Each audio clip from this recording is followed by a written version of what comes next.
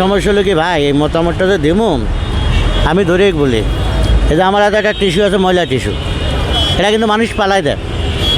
আমি কিন্তু এটা রাখছি পেশাব করে কিন্তু ঢিলাগুলো হিসেবে ব্যবহার করার জন্য। একজনে থেকে বলে কি সেই টিস্যুটা তো আমার টিস্যু, কী জন্যে? এটাতে আমি মুখ ফুটছি, আর এটা আমি ঢিলাগুলুপ করে ফেলাই দেওয়ার জন্য রাখছি। জমাতের লোক এমন কিছু কথা বলে, ওই যে মানুষ ময়লা টিস্যু দিয়ে যেরকম ঢিলাগুলুপ করে ফালাই দেয়, ওদের কথাগুলো এই ধরনের ফালাই দেওয়ার মতো। সিট দেওয়ার উনি কে? আমি যদি বিএনপিকে ভোট দিই, আমি যদি বিএনপির পক্ষে কাজ করি, তাহলে উনি আমার সিট দেওয়ার কে? আমি কি ওনারটা খাই না, ওনারটা পড়ি না, ওনারটা করি? এটা ওই যে আওয়ামী লীগের টান, আপনি দেখছেন না? গুলিস্তান পার্টি অফিসে বড় বড় লাঠি নিয়ে যায়, রান্দা নিয়ে যায়, নমিনেশন আলিমকে কিনছে। বাংলাদেশে কেউ রাস্তায় নামতে দেয়নি, কেউ কোনো কথা বলার সুযোগ দেয়নি। দিনের পর রাত্রে করছে, দিনের পর রাত্রে করছে। আপনারা দেখছেন না সাংবাদিক ভাইরা?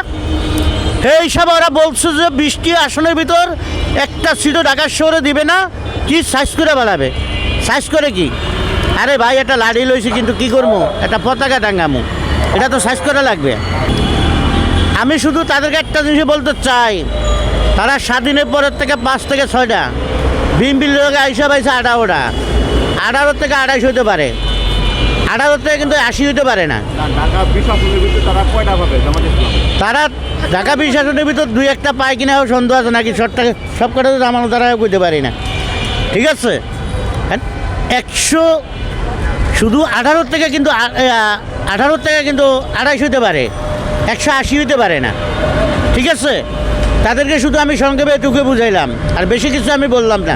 আর খালিকুর রহমানের বাড়িটা কোন জায়গায়? তার বাড়িটা যদি ঠিকানা দিতে পারেন, তার গোদ্দার থেকে, তার বাড়ি বিল্ডিংয়ের সামনের থেকে, আমি সিনজিটা আবার বললাম, আমি নিজের খাই নিজের পরেই তারেক রহমানের পক্ষে যা প্রচারণা করবো, আমি এটুকু আমি বলে গ্যারান্টি দিলাম।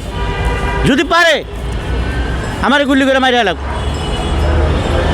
আমার গুলি করে মারিয়া লাগ। কিন্তু আমাদের অনেক নেতা মারা গেছে, আমরা কিন্তু ধৈর্য ধরে রয়েছি,